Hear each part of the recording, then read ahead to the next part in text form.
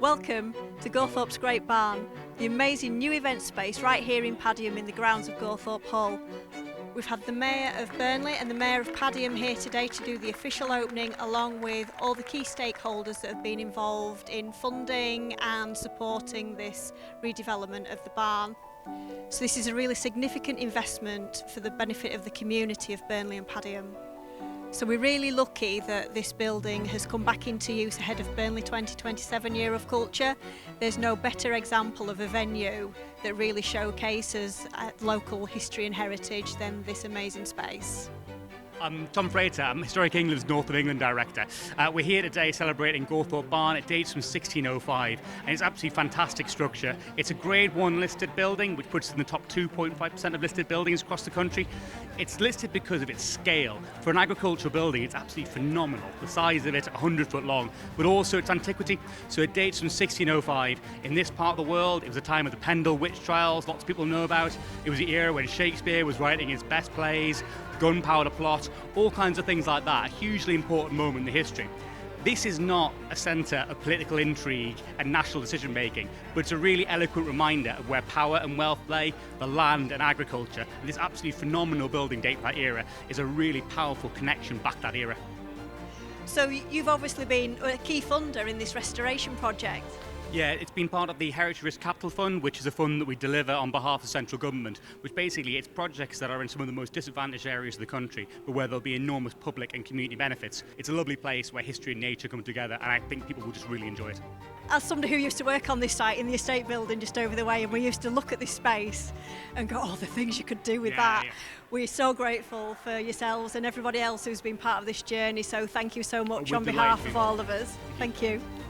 I think it's an absolute brilliant restoration. If you look around and you see and admire the workmanship, the craft, it's absolutely brilliant to see. There are lots of opportunities to use this as a cultural space for events and activities. Is there anything in particular that you'd like to see from a council perspective? I know the obvious one will be weddings, but what I would really like to see happening in this space is young people using it, whether or not that be through school, through the scouts, through the local madrasas, just really enjoying the space and knowing what heritage our town's got. But more importantly, businesses can use it for their functions, enjoy the grounds as well. We can't forget the proud people of Padiham and Gawthorpe.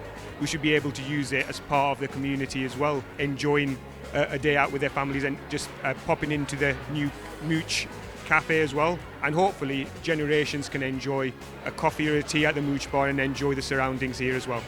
The Great Barn looks amazing. You must be so pleased. Oh, pleased, relieved, delighted. It's been 20 years that this barn has not been open to the public, apart from a couple of events with hard hats on. So what a day today.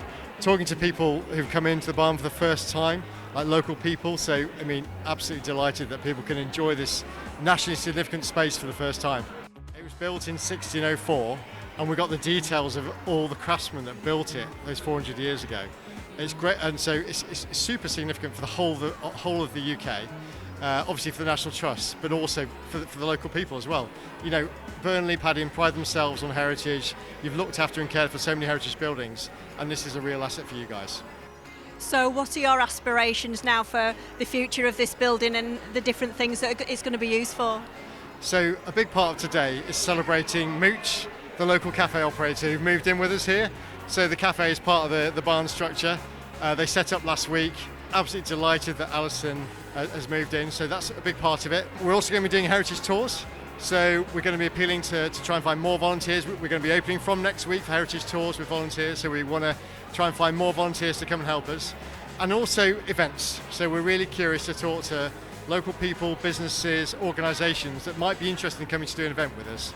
We have got some constraints. We've got bats living with us. It gets quite cold in the winter. So many people I could thank, but I'm going to focus my thanks on Sarah Dennett, who's our senior building surveyor.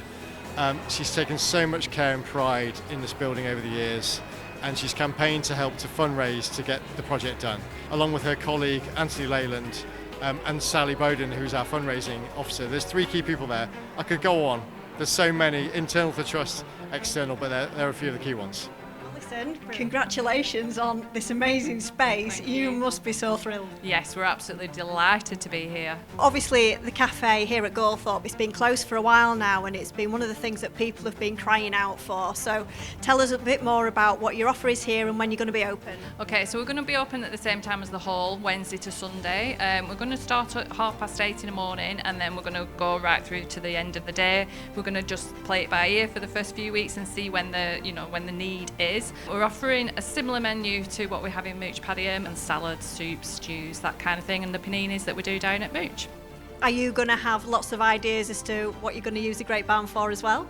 Oh, I mean, come on, that barn is amazing. There's so many different things that you could do with it. So yeah, I mean, if they'd let me, then I'd love to be part of anything that anybody wants to, create in there or, cater for or whatever. Yeah, it'd be lovely. It's an amazing space to be next to. So Winston, Hello.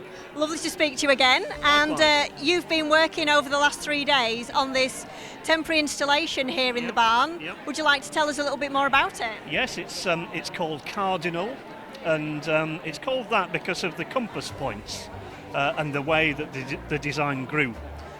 We've spent 25 person hours making this, and it's here to link the barn to the surrounding estate. So all the materials that we've used here are from nature, and they're all sourced within 100 metres of where we're stood. It's temporary art, and it won't be here for long, maybe a few weeks at the best.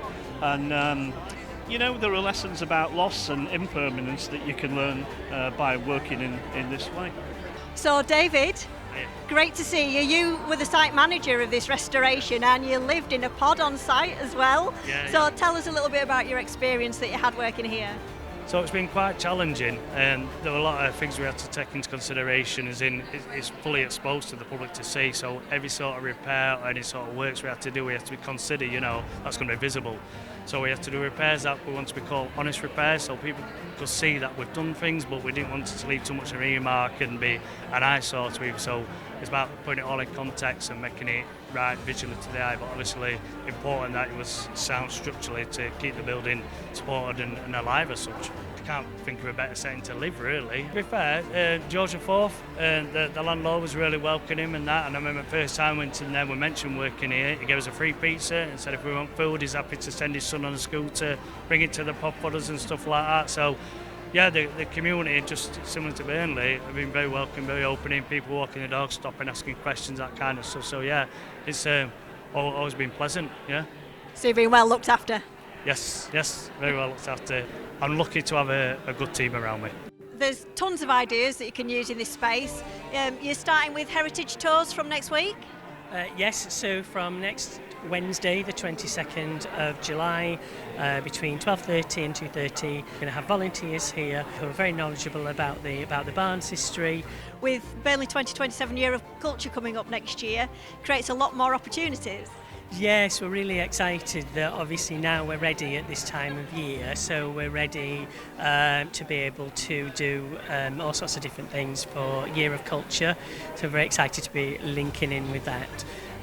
So we'll be very much having all sorts of events. So if you're looking for a venue, a magnificent venue for an event, particularly for Burnley 2027 Year of Culture, get in touch with Andrew and let's see what we can do.